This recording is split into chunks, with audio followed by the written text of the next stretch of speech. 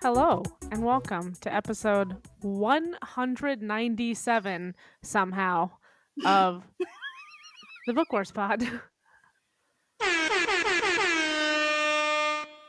It's episode 197. We are continuing our journey through phase 2 of the High Republic, reading Cataclysm by Lydia Kang, chapters 7 through 15. I'm Miranda. I've got some friends here. Kate, Chris, Devin. We're having a good time. It's true. What's up? How are we doing? Are we drinking? I'm drinking. I'm drinking. I'm drinking a seltzer. Like a polar or like a white Sorry, claw? I guess that really isn't that helpful. Like a polar seltzer. Okay, I but you love have to that for you. explain to me what you were saying to me last night about just getting yourself seltzer. Oh yeah, so I've been like buying more polar seltzer. You've had recently. like 3 today. I've had I love 2 that. today. That's- I had one that's last night. low. I've had 2 today, and I was He goes saying through a to box Kate, in like 2 days. I was saying to Kate Same. last night. I was like, I usually only drink these when like they're left over from you having friends over, because like Kate'll host craft night here sometimes, and then I realized like one day when I was putting in groceries, I'm like, you don't need to be like, man, I wish we had seltzer every week. Like, I'm at a point in my life where I can afford this luxury good of polar seltzer. You're solidly in your mid 30s. So I am, yeah. So I am. I'm living my best life and putting orange vanilla polar seltzer on the grocery list this week. Is that one good? I like it. I mean, I've never had it. And I'm always like, I don't want to buy. I'm going to drink it anyway if I don't love it because it's seltzer and I also can go through a box in like 2 days. it is. I really like it. I mean, it's definitely like got that creaminess from the vanilla, so it's not as like sharp as just like a citrusy Yeah. thing. I Like it tastes how I want it to taste. I'll put I it will. that way. I will caveat that like creamsicle is like Chris's favorite thing. Like I ever, love that. so, Okay. Yeah, that's like good to know. that is truly like one of my favorite flavor combinations of all time. That feels. Nope, I'm not going to say it. I don't want to. Sorry. I was going to say that feels accurate, but I didn't want to endorse Chris. You Yeah, that's a tough one, bro. It's like, he's never, right. Never say never say anything Chris says is cool or interesting.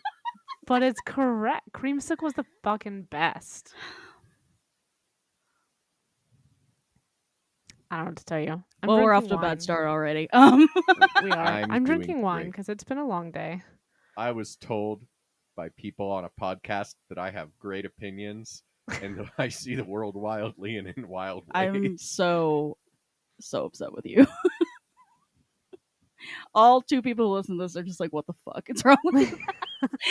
Listen, if our 2 listeners haven't watched I Think You Should Leave by this point, that's on them. Which I feel like they haven't, because like people are normal. We make at least 7 references per episode. Very bad, actually. Oh, nice.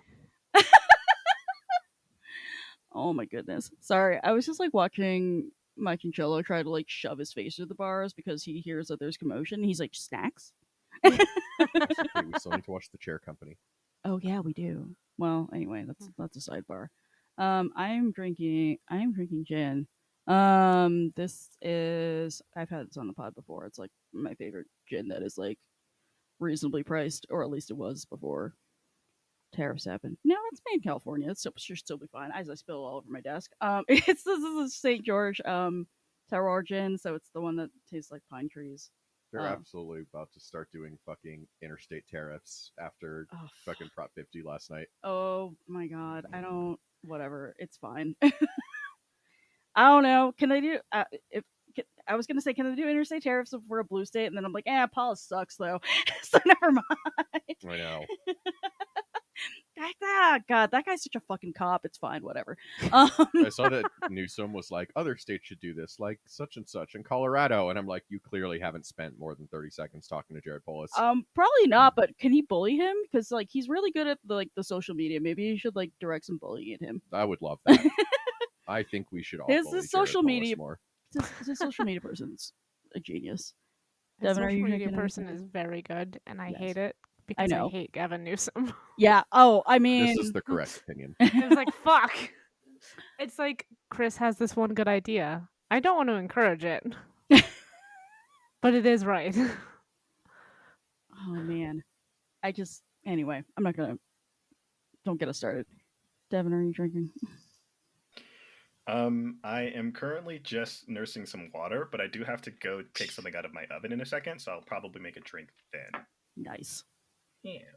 Oh, I forgot to mention. I'm also double fisting like freaking. I've got like a finger of gin and then like a giant mug of English breakfast because this is the kind of day I'm having. Incredible.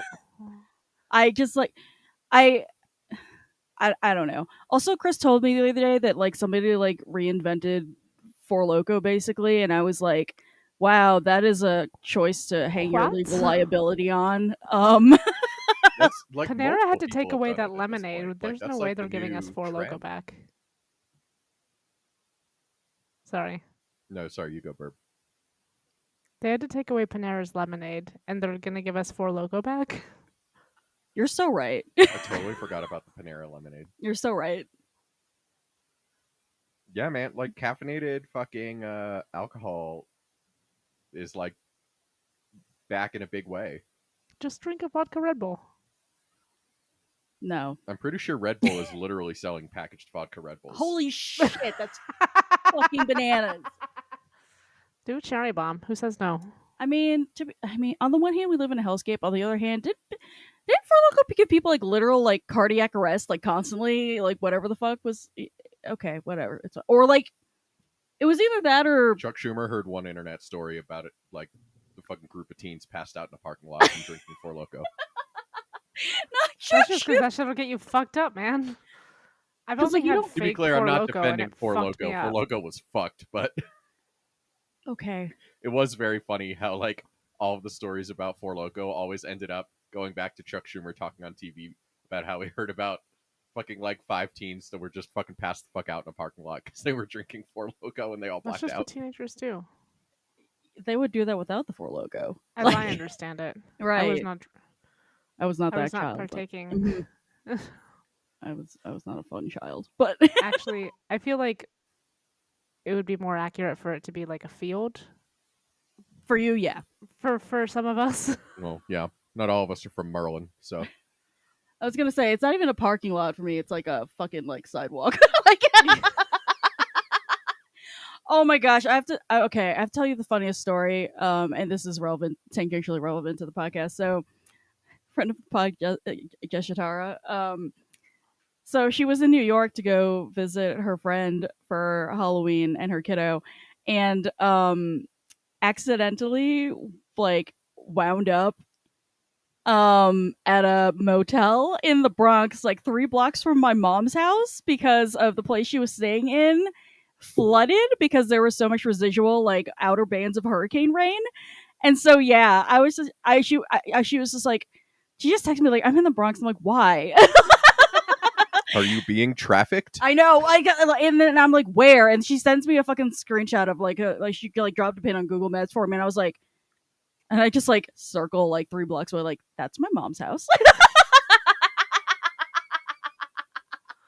And like, mind you, there's like not really anything where I grew up. Like, it's just the hood, and then it's like Bruckner Expressway, which is a like bajillion lane fucking highway that just like goes to like upstate, which is good for no one.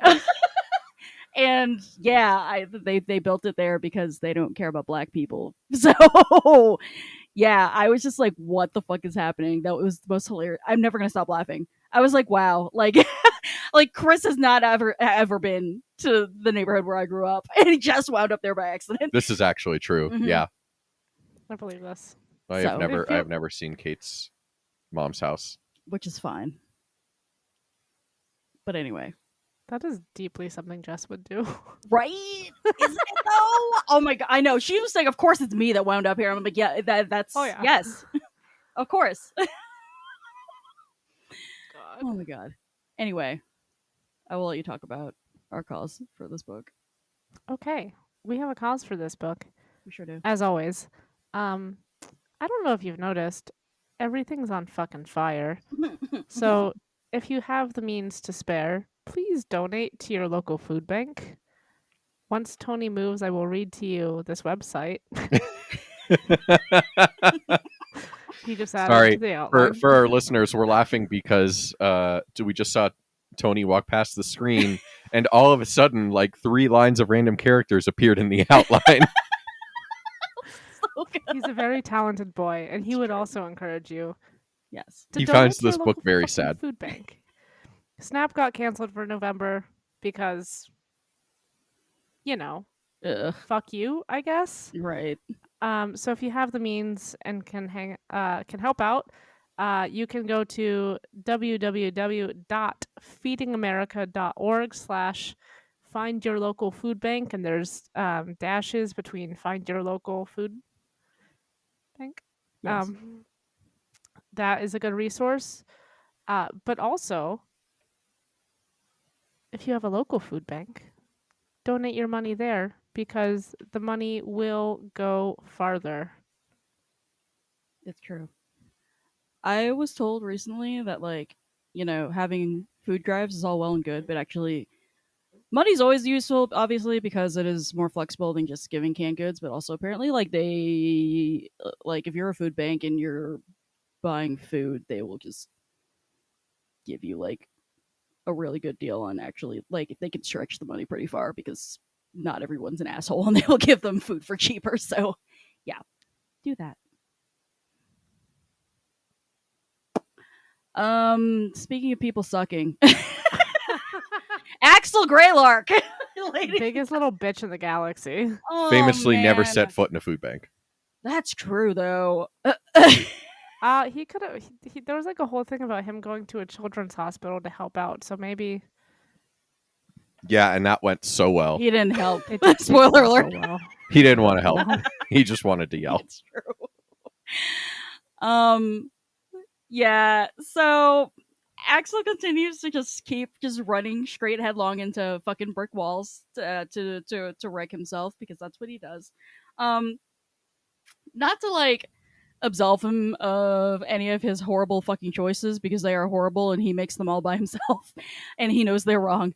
But his psychology is like really fucking fascinating. Like, this is what I was trying to articulate in our first episode about I'm really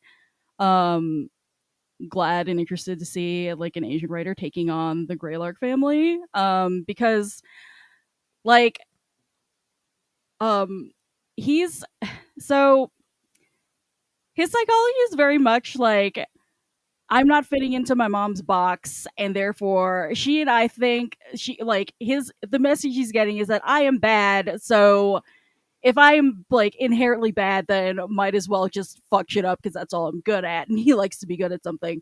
But it's more than just like my mom is disappointed in me. Like, I think we've all felt the weight of our parents' disappointment and felt how heavy that is, but for Kyung, it's that like he's like a fucking like literally like just a cosmic fucking disappointment. Like he reflects badly on her. He reflects badly on her parenting. It reflects badly on her as a person, on her like the office she holds, on like their whole family name. Like he's just this little package of like, wow, our bloodline has come down to this one person, and he fucking blows, and that's a lot to live with.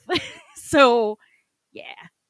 Yeah, he's just being groomed for something that he fucking hates. Right. Yeah. And like when he's acting out, people have opinions, and I like.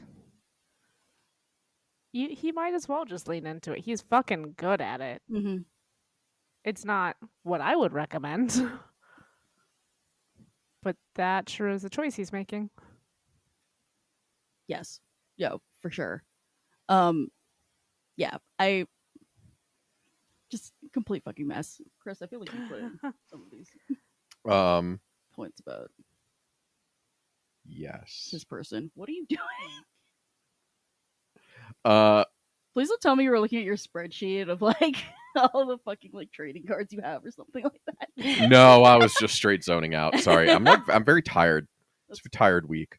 I want you to know that Chris literally has a fucking spreadsheet for all the fucking cards for what the fuck is the game called?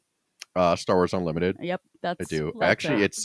it's very out of date. I actually do need to update that for the new set, but Anyway, I'm in a weird place in my Star Wars Unlimited journey. journey right now. Yes, thank you. That's okay. We'll save that. We'll save that for another pod. Oh my god. He's also like he's used to being underestimated, and so he's like very much scheming, and he's smarter than most people give him credit for. But he's also unused to actually being seen, and so he is both smarter and dumber than people are giving him credit for. Like he is smarter than most people give him credit for, and he is significantly dumber than someone like Gela. Fucking Gela's a very stupid person in this book. We'll It's get there. fine. We'll get there. But yeah, so like he's stuck in this place where like again, even when it comes to his own potential, he is like consistently not fitting into anyone's expectations. And a lot of the time he's able to use that to his advantage, but also it like leads to things like he's like on the verge of actually breaking through and like realizing what's wrong with himself. And then Benoit just like comes along and is like, hey, you want to go do drugs? Not actually, but like I mean, like kind one of. bad influence comes along and is like, all right, we going. And he's like, oh, I can just run. And he fucking leaves. It's like he is smarter than most people give him credit for. But historically, he's just kind of used it for like petty chaos, like real small scale grifting, running whatever. Like, was he like gambling when we first met him? Oh, in yeah. the last book. He was, Oh, yeah. and shit like notably that. badly as well. He was losing. But now He's like, I'm going to bet it all on a game of chance in a fixed casino because that's never going to come back and bite me in the ass. If it's a well-run casino. I was somewhere. Mm-hmm. I had a point. Oh yeah. Now he's used to like real low key grifting, and now he's actually involved in something where like he needs to use his brain hole all the way. And not just like stop thinking halfway through things, and it's like you're kind of bad at this.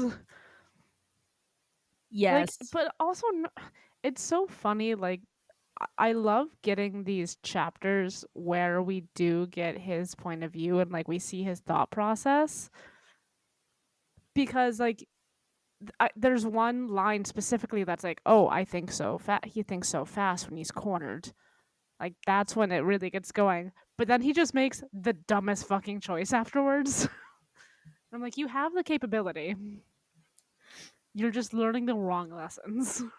He's absolutely like galaxy braining, like beautiful mind, like Rain Man, all the different numbers on the screen. He can see every outcome, and then he intentionally chooses the worst one. There's that, and also I think he thinks he has the mother figured out and that he has any control over the situation, like just He does not. in terms of like how he comports himself. And I'm like, sweetie, you are a dumb man. I'm not, does not I'm have not that. part of the cult. I'm built different. Oh my fucking god! I know. The mother told me I was special. Literally is what happened there. I just, oh my fucking god. Definitely has nothing to do with the fact that she wants to kidnap me and hold me for ransom.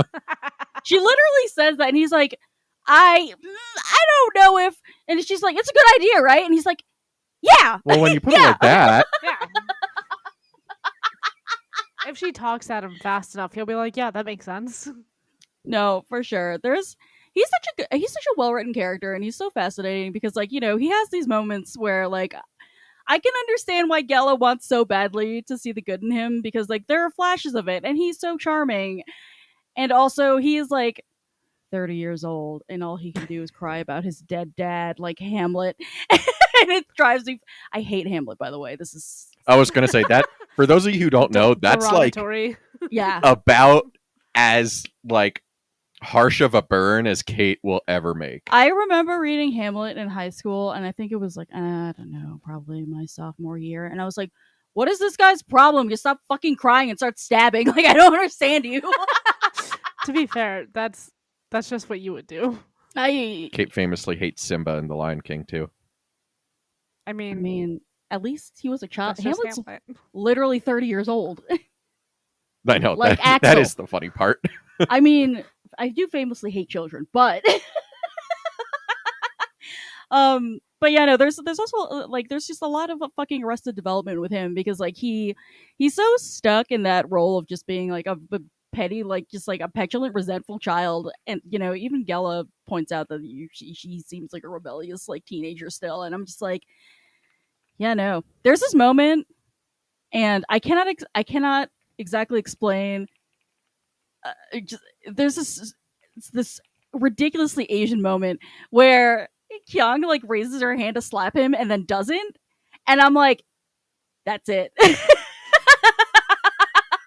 That's the relationship right fucking there. Chris, listen, there's a point at which like there's a certain parenting style, and at a certain point you get smacked upside the head enough that just your parent raising their hand is enough for you to be like, ooh. and he's like, oh, I've hit the wall there, and like he won't stop hitting the wall. He lives. He is the wall. He lives there. Like, yeah. I just, yeah. I don't know how to explain it other than that, but it's a thing. I love Anyway. that chaos boy. I hate his choices so much. They're not good. It's because they are bad choices. We all believe that with a lot of therapy and a little bit of self-reflection, Axel might make a good decision one day. Listen, it's not even that he hasn't had therapy. He's got his like sadness bot. Like I don't. His sadness bot is not therapy. His sadness bot is enablement. He uses sadness bot as therapy, which is not how therapy works. That's probably true. I love that he's I too like to watch TV and call it therapy. I do love that he's like, I thought I would be better about this as an adult, but it turns out I do need this little droid. I know. He's just like it's his emotional support puppy. I get that. And also I don't use Orca as an excuse to kill lots of people. So anyway. To be clear, Some real Son of Sam bullshit. the scenario in which that could happen has not arisen. We can't rule it out. What the fuck?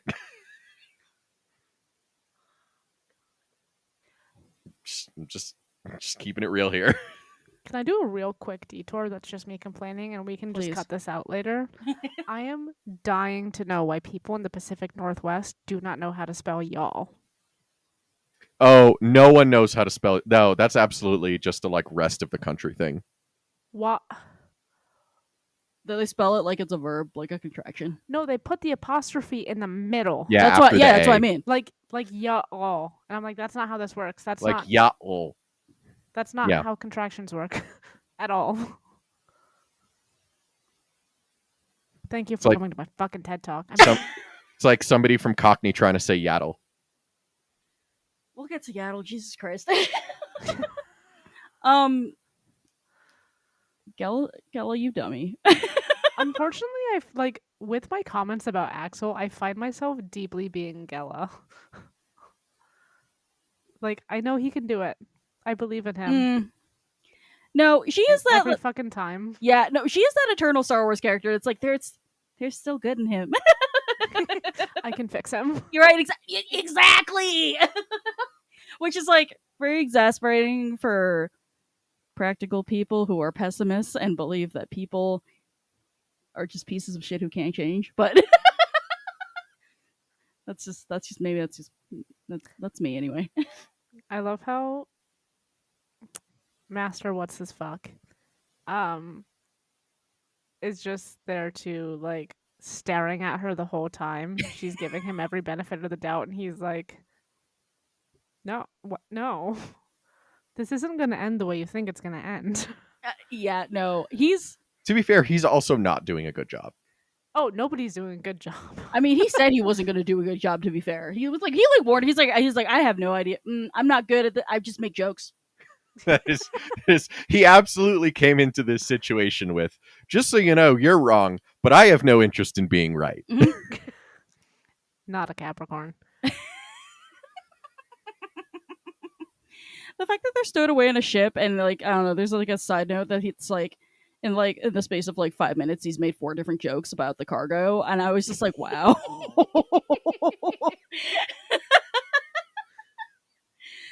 I Lots just of rice jokes. yes, so many rice jokes. I guess like Star Wars the same way that Star Wars loves holding out hope for redemption, they love their comic relief characters, and I like poking fun at that a lot. But yeah, Gela is out here trying to crowdfund The Hunt for Axel Greylark, the movie.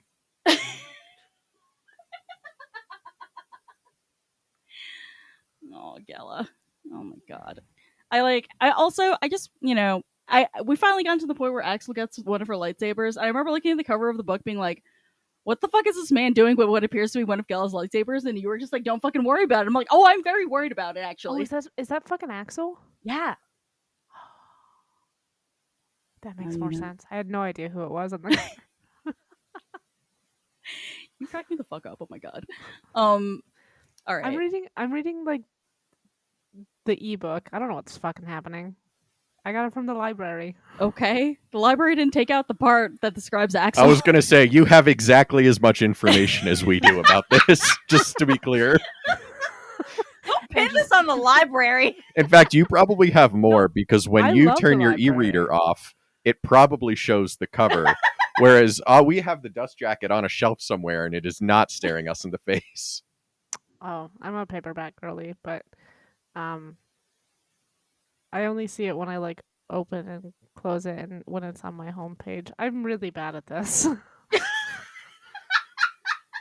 I don't know anything about books, actually.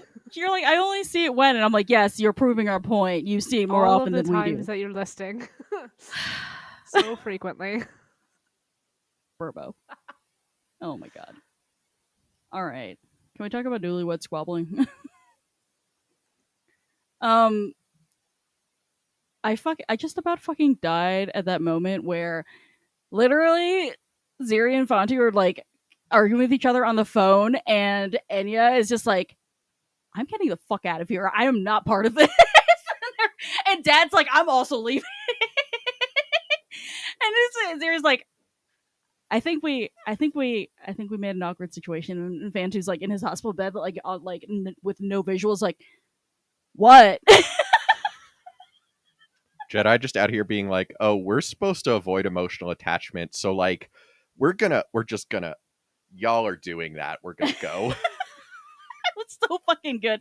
Honestly, that is how I feel like when I'm in a room and there's a couple arguing and they're like very obviously like they're and it's not even Zero and Fantu are like arguing like in like broad daylight, whatever the fuck.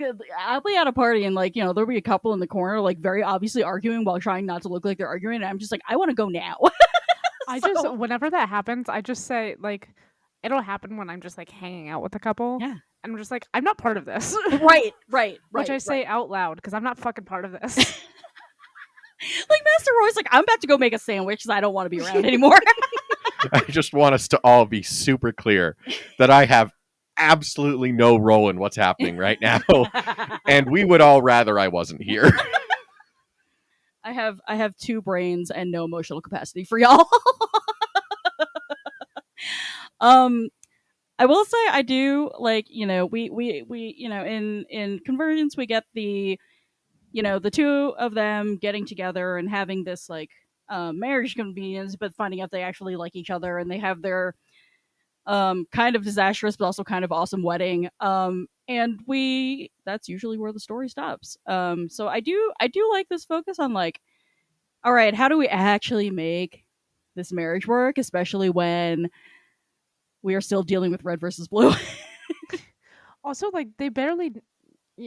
We see them getting to know each other, and the lead up to the wedding, but they don't fucking know each other. Right. Like Right. it's fucking married at first sight up in this bitch, and they're Yes. like, okay, so we have to like learn how to be a married couple, learn how to be a couple, and also save our planets. Right. It's good content. No, for sure. I that I really like that moment towards the end of the section that we just read where Fantu's like or rather Zeri's like your ocean and Fantu's like our ocean. And it's like, yes, again, it's like their whole plotline on the story is like an "Am I the asshole?" post, and I've said this in the first episode. It's just like, no, you are a unit now. Please act as such. One time, maybe try it. I feel like it's funny because it kind of comes and goes Mhm. like during this section. Like we see, obviously, like there are parts in this are just from Zeri's point of view, and she's thinking about like, oh, I'm doing this for both of our planets. This is ours now. I'm gonna do it, and then it's like, your ocean. Mm-hmm. Right. Yeah. No. I mean, like, and I think that's like a good like kind of like natural like depiction of like what that progression in thought would be. Especially if you've been at war with each other for like the past 5 years, but also the past like bajillion years. The past forever. Yeah. I love the part where like we see her like she's down for Fantu. She has come to like Irem, and there's one point where she's like, I can never tell him this, but my father's eyes are the color of this ocean, which like she appreciates Mm-hmm. because of like the marriage and like getting to know people there better and like getting to experience the planet in a not war way. But she's like, no, can't make this lovely observation out loud. Mhm. Right. Yes. No. That and like that. It's that moment, and also the moment where the monarch comes in and she's visiting Phantom in the hospital when he's still like in his induced coma, and he is kind of like very begrudgingly like, mumble grumble. I guess you like this kid, like like Yeah. it's very sweet in section Arano kind of way. It just kills me. Not the monarch just coming into a room and being like, it is sad when children are in comas, I suppose. When your husband is in a coma, your husband whom you like is in a coma. Jeez. Honestly, I feel like that's not unlike how my dad felt the first time I brought you home. He was just like, this. What is this? It's fine. It's all right. Your dad and I are chill now. No, exactly. So it's fine. Good. Also, all right. So under this section, just because he is still in the Arano system. Sidebar for Chancellor Squidboy just accidentally stumbling into like good negotiation tactics by being completely fucking done. He's just like so exasperated. He's just like, why don't you just do this and not be fucking stupid? And the monarch's like, I've just been waiting for you to act like a man before I respected you. I was kind of thrown off by like the monarch being so down with. Yeah, I'm all going to this be honest. I didn't. plan. As much as I love the jokes about Malo inking himself, and like I love the jokes about Malo inking himself, but like that scene didn't really do a lot for me because it felt very out of character for the monarch. Like, oh, I see somebody besides my daughter nobody has ever talked to me in such a way before. Like I was like, no, he's like 80. I mean, he's probably not. He's probably like 50, but like still, Well, He's 50, but like a real rough 50. it's a no sunscreen 50 for sure. No, I do actually think it's like a no sunscreen 50. It's But a like 1970s 50. so the reason why that worked for me actually is because like number one, Malo has never shown himself to have the backbone of He's a some squid. Yes. He has Famously no invertebrate. Yes, famously no backbone. the metaphorical backbone of somebody that the monarch would respect, which means acting like someone from Arano and being that direct. I don't think anybody outside of the system has ever been that level of direct with him. And so yeah, that kind of that lined up for me, honestly. Fair. In that kind of way. I just liked that I got to go, you and me ink, while reading. All right, but like, who didn't do that while reading that? Monsters. Horrible people. I say that shit on the regular. I mean, And we're I'm not even a millennials. fucking Do, squid. do we not all Okay, make you guys made me ink jokes like every day? but all the time. okay, but also Miranda say you made me ink is very baby verb. That's the first time you've called me by my name in years.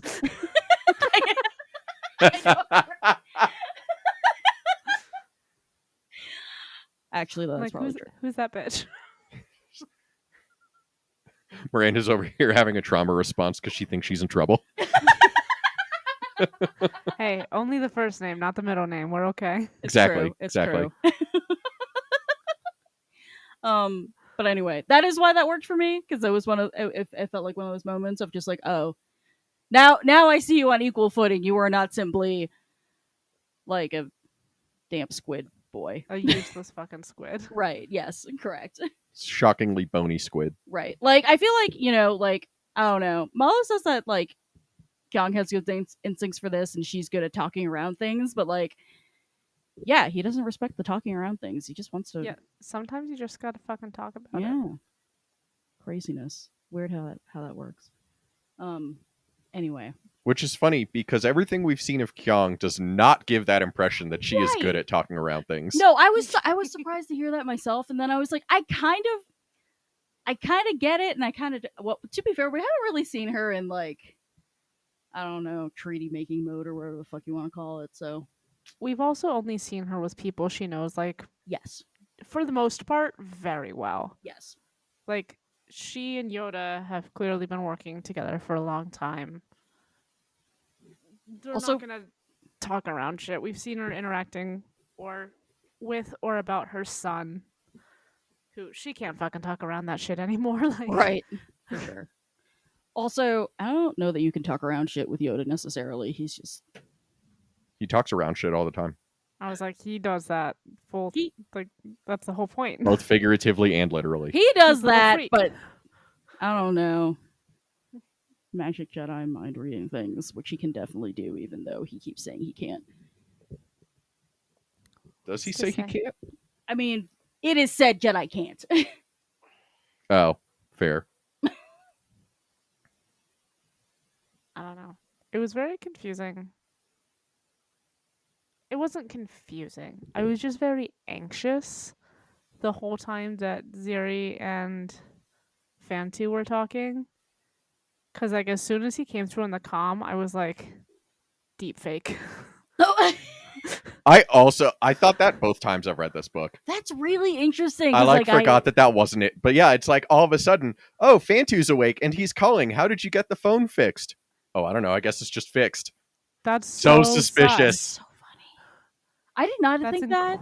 incredibly suspicious. I was like waiting for something bad to happen their entire conversation. It was just them having a fight, and I was like, are they actually having a fight, or is it just like not Fantu? I know. Like, is this like a real fight or is this like an impersonator trying to neg her? Like, Oh my god, not sabotage through negging. See, I didn't think that was happening. I think because like they had already used up that herring on the message about busting Axel out of prison. So Well, the that's why I fake thought prison it. transfer. Oh, see, I was like, they wouldn't do that twice. Oh, girl, I would not have thought that if they hadn't like also immediately before just done that. sure. Like now that I know that they can do that, I'm like, oh, danger is afoot. also, That's like, interesting. if it were me, I would absolutely do that twice because it's to two different people and they don't know about the fact that it was already done No, once. I mean storytelling wise, why would you do that twice? Oh, because I'm just like strategically, I would absolutely do that shit again. Star Wars Dude, till is it for stops children. working. I have a degree in reading. I don't know about all that. Me neither, frankly. This is fine. Chris, I think you put this point in here about the mother, so I'm just gonna let you ramble because I don't. Whatever. Oh yeah, so You're only putting together pieces, and I'm just out here like la la la la la. I'm waiting for somebody to do the math for me. Then, like, probably in the next book. as we start talking about doing the same trick many times, we're starting to get a larger view of what the mother's plan is, because after hearing her talk or hearing Benoit talk to uh Axel and like hearing her talk to Axel, so like, now we know that she's been working with the Graphs and the Graphs have been funding them, and she is in turn funding, like, the reason she wants the war to happen is so that she can sell weapons to the Graphs for the Graphs to then sell back to the Iremi and Arano people and get everybody more money. So like it's your classic grift scenario, but also she does have like a larger plan toward galactic legitimacy and, more importantly, power, because like, it's not like she wants to be like, I aspire to be a dignified leader. Like, no, she just wants the power, and like everybody is her pawn, and we see that from Unlimited power. famously. We see that from her using the Herald, to Marta, who we haven't seen at all in this book, but she'll come up in the next one, to Sunshine, to Benoit and Axel, and like all these people. Like, as soon as they stop being useful in the immediate situation, they like expect to be rewarded, and then they start getting ignored because they no longer have anything to offer. Simply waiting for Benoit to get fed to the leveler. Yeah, I love how nervous he is the whole time. Like, he's all cool and confident when he's with Axel, and then he gets to the mother, and Axel's like, "This bitch is nervous." I mean, to be fair, the leveler is fucking horrifying, but also like, Correct. there's a hint from, like, I think it's Enya who's just like, there's some force weirdness happening around you, Mister. Before all hell breaks loose and he starts spraying acid at everybody as he does. Yeah, and we also know, like, the mother also, like, we learned in Path of, or it was heavily implied in Path of Deceit, that she has some sort of powers of persuasion beyond just verbal. Like, Her kid is a Jedi. Kid, maybe Her- relative, whatever. Somebody Yes. related to her is a Jedi. yes, and also like she is controlling the leveler, and also just like looks worse every time somebody sees her. Mm-hmm. So like there's definitely shit going down, and she is like, honestly, while she is holding it together, like the cracks are very much starting to show. Like, she walks into a room and Axel is just like, oh, like she doesn't have that You're a hag aura anymore. You're a fucking hag. Yeah, exactly. Because your dog ate you. Like the mask, the metaphorical and literal mask has slipped. Speaking of the bad puppy, Mm-hmm. I was gonna say, anyway, that's all sad. Alexa, play Levelito. bad puppy continues to be fucking bad. I just, He hungry. I am once again fucking asking how nobody remembers any of this in like 200 years. Because it sounds fucking crazy. Like, it sounds impossible. Like, even like when, a Jedi after Jedi keeps encountering the leveler and being like, oh, this crazy thing happened to me, and I saw like all these Jedi turn into weird dust and shit, and yet it doesn't fucking compute for them. They just like And everyone just assumes they've been on like an ayahuasca trip, or right, kind of though. Like, they have all the pieces to put this together, and they've had all the pieces to put this together since the Battle of Jeddah, and they just won't do it because it beggars belief. Like, they just can't. They can't wrap their fucking heads around it. It Yeah, does it deeply is. sound like everybody's going on some weird ass trips. Like, Yeah, absolutely. And I mean, it's also like, I think there's a lot of different aspects to it. Like one, like nobody, I mean, even though the Jedi are like honestly pretty well situated to be like, I am feeling a way that is different and I need to express that. But also like nobody wants to express like, oh, I just casually having hallucinations out here on a mission when a door opened. And like even when they do, like at least at this stage of the timeline, nobody actually knows what's causing it. So even though like Salandra talked about it to Creighton and Ada, like they don't know what to look for. They don't know how to do anything about it. And it's also like uniquely debilitating, so that even if you know it's coming, there's really not a lot you can do about it. But they're still not putting together. They're like, okay, so there's this creature. Like, you know, when Creighton and Aida are in the path compound, they're like, all right, we know there's a creature because it needs to be fed. We know we feel terrible. We know Salandra said that this is how she felt on Jeddah. They're still not fucking putting together that there's a critter that's trying to eat them. They're not great at logic puzzles. No, the Jedi are not coming off looking the best in this book. Yeah, they are. Yeah, I mean, But- phase 1 is just Jedi being naive about many things. Not to agree with Chris again. But also like even you can't explain, like you don't want to explain you're having these hallucinations, but I think what's even worse is the fact that we like see Creighton like tweet through it, right? You're And right. Yeah. the only thing that does it is when he turns to anger and That like was pure fascinating. fucking rage to like Yeah. break it down. You're not allowed to have those feelings in the Jedi Order. Not Like, uncontrolled anyway. Yeah, for not sure. uncontrolled, but that's what he has to do. That's also a relatively new reaction that we're seeing to the leveler.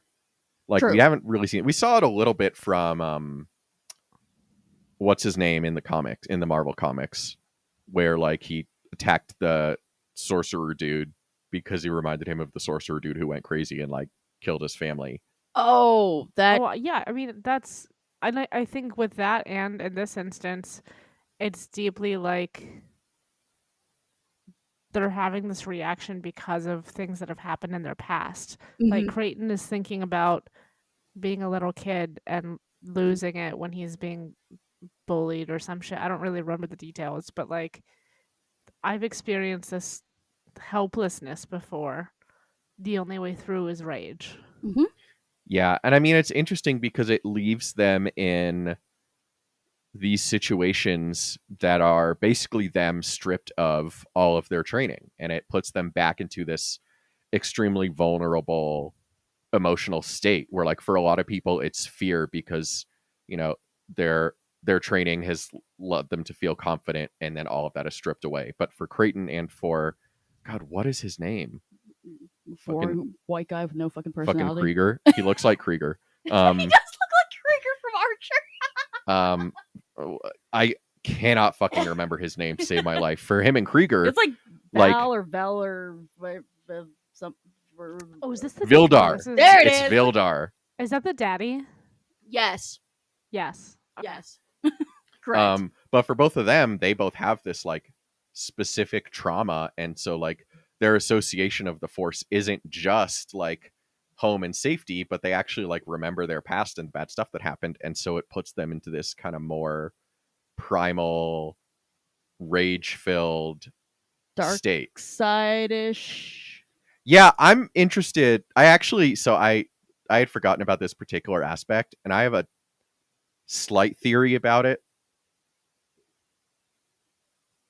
that we can come back to after, like at the end of phase 3, because it's not going to make sense until like Phase literally 3, after the last fuck book. Me. Jesus, that's like 20 books from now, but all right. But it is interesting because we have seen other Jedi be like, this doesn't feel like the dark side, this just feels like absence. Mm-hmm. Like depression. Right. Yeah. Yes. And only combated with by tapping into dark side feelings. Interesting. But also Darksiders not doing great. in the No. presence of the leveler. No, still being eaten, just Yeah, slowly. a hot dog is bad to everyone. I love to savor my food. Also, deeply fucked up that they just like found some loose guy with like force sensitivity. But only a More little like- bit, and they're still just like, here, a morsel. Would you like to be Puppy Chow? Actually, Good thing there's a child in this situation. Okay, too many not children in this book. not Yaddle's like fucking ward, just being like, oh, they want them to be child soldiers. That seems really, really bad. And I'm like, that is correct. I'm so glad the Jedi remember that forever, including during the Clone Wars. If I had a nickel for every time the Jedi forget that child soldiers are bad in the next 200 years, Fuck me. I would have 2 nickels, which would have isn't a a lot lot, of but it's nickels. weird that it happens twice. You'd have so many fucking nickels. Oh my freaking god. I'm like, this 9-year-old is like, oh, this is very, very bad. And I'm like, yes, Chaotic correct. 9-year-old is trying to play pranks on everyone, trying to outsmart everybody, and then it's like, oh, Also, War apparently her crimes, version bad. of pranks is just holding people in the air and spinning them. Which is so funny because you know they barfed.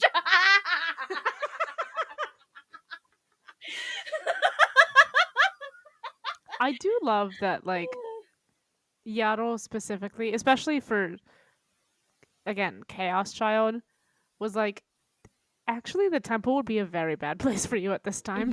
Yeah. It's like, you need constant stimulation that we need from, like, seeing new things. We need a It would be gifted bad program for for you you. Like, it would be bad for you to study, like, force theory.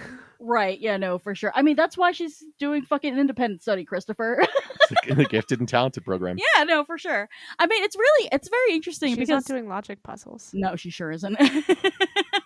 But it's interesting because, like, you know, it's very easy to draw parallels between Sippa, Chippa, and Yaddle versus like Yoda and Anakin because, you know, when Anakin gets scooped, like, you know, he and Chip are about the same age, and they're both, you know, naturally gifted and very strong in the Force, and, you know, Yaddle's trying to be very, very careful about how Chip is being taught, and especially how she's being taught morality, whereas Again, things we will forget as a collective Jedi Order.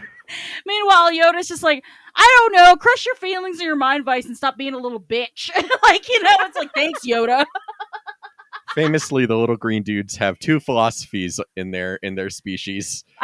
Jesus fucking Christ, man. I'm just like, yeah, okay. That's you know, suddenly I forgot how to raise children, even though that's all I've been doing for like whatever. I mean, to be fair, 300 years. Hundreds We of now do years. know canonically that Yaddle does die like immediately after Anakin comes to the Jedi Order. And that is so fucking unfortunate for everyone. It's not great. Yaddle and Qui-Gon as a combo actually would have been like phenomenal for him. Aww. And instead he got Yoda and Obi-Wan. Everybody dies in Star Wars, though. So Have you considered putting your feelings into a rules box and then making that box smaller and smaller until it disappears? Oh my god. That is Obi-Wan is the saddest man alive in Star Wars, like, end of story. I will not be taking arguments this time. He is the I saddest can't man think of alive one in Star fast enough. but Wars. Yeah. I'll allow it. Oh Jesus. All right. My last sidebar for this episode is so Gala and Orin are hiding in a cargo hold, allegedly filled with cargo boxes that appear to be filled to the brim with a shit whack of rice. And I'm like, Rice there, famously. right, yes. And I don't know if this is Asian instincts or what, but I'm like, can anyone look under this rice for what is obviously horrible weapons? You fucking idiots. It's like opening a box and being like, packing peanuts, my favorite. Literally, though. I'm just like, rice is so good for hiding shit. Like, it's so good for hiding shit. Thank God I ordered packing peanuts. Like, rice is like a scoop of rice is a non-Newtonian fluid, okay? It can hide anything. It just conforms to a shape, and then it just looks like rice, but it's not fucking rice. This reminds me when I was a kid for Christmas one year. I think my parents got me like I think it was like a video game or something. But like my parents were very big on like Oh, I putting remember things in different like size I boxes and remember shit. this story. I was That's gonna such say a I troll. feel like you know the story, and so they ended up putting said video game, which like is not heavy, into a box and like putting a bunch of books in it to like make it heavier and seem like it's not a video game. And I opened the box and I'm like, oh, cool, books, because like it's not like uncommon for my parents to get me books. I look at them and I'm like, I think we have these. This is why Actually, I've Chris been- goes to therapy. There have been some things missing from my bookshelf recently. Yeah. Anyway, The fucking rice trick. my parents never tried to say that they got me rice for Christmas though. Listen, Confucius invented the rice trick, I swear to God. Like, Confucius say, hide things in rice if you don't want it found. I mean, it works. Anyway, On that note, in conclusion, rice is powerful. The end. In conclusion, there were different colors of rice that were like purple and green, and I loved it. They it's sound, very colorful rice. They sound tasty. That's part of the distraction. Correct. If it had just been white rice, they would have dug through it, but they were distracted by the colors. Deeply taste the rainbow. It tastes like rice. Exactly. If I'm they'd not been writing that one dogs, down just in case. Mm. if they'd been dogs, they would have looked through the rice because they're colorblind. What the fuck? I thought they would have sniffed it out. I mean that too. All right, that's the pod. You got to stop talking. Thank you you for you think you have jokes? You don't have jokes. thank There you are for, no jokes. thank you for listening to this episode of the Book Wars Pod. Fucking guy. Next episode, we're going to be continuing with Cataclysm, reading chapters 16 through 24. In the meantime, if you have the means, first and foremost, donate to your local food bank. And secondly, if you want to support us, you can donate to either the Toshi Station Radio Patreon or give us coffee at ko-fi.com/bookwarspod. Do people like know what coffee is as a society at this point? Do I have Yes. to keep spelling it out? Can I just say like donate to the Patreon or give us coffee? I don't fucking know. We haven't updated this like outro in like literal years in probably 197 episodes. So anyway, Have we ever gotten coffee? That's the real Yes, question. actually, yes. in the past we have gotten I think Wow. 3 coffees. Okay, nice. I'm pretty sure one of them was Daniel, as usual. Thanks, Daniel. That sounds right. I feel like Andrew would have given us some. Yes. Anyway, if you subscribe to the $2 tier, you can watch Kate stream Hades 2 and feel really bad about your video game skills because Kate is really good at Hades. Oh, that's so nice of you to say, because my thumbs hurt really bad. It's funny because we have a friend who is like very like stereotypical computer nerd and plays like a ton of Hades, and then Kate was like talking about like all the different runs she's had, and he was like actively scared of her. Anyway, But he's always scared of me, though. that is his Aren't we his all? natural state. You know who's not scared of Kate is Argos, Blue, Flix, Magenta, Merly, Orca, and Tony, who also benefit when you give us money, although, you know, more in a just general way at this point, because we definitely don't use your money on dogs. We actually don't, just to be clear. Mostly because nobody gives us money. But also, they do get fed. You make it sound like we don't feed them if you don't give us money. We're just gonna start posting sad pictures of the dogs. Put fucking Touched by an Angel on in the background. Our theme song, at least until we change it to Sarah McLachlan, is Whiz Bang by Poddington Bear. Our logo and artwork are by Joby Terror Design, and our audio and production are done by soon-to-be Dr. Producer Devin Keys.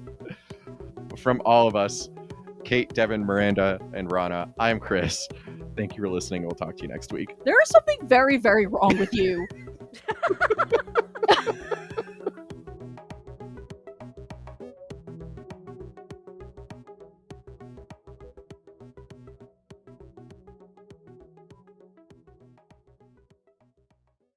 Thank you for coming to my fucking TED Talk.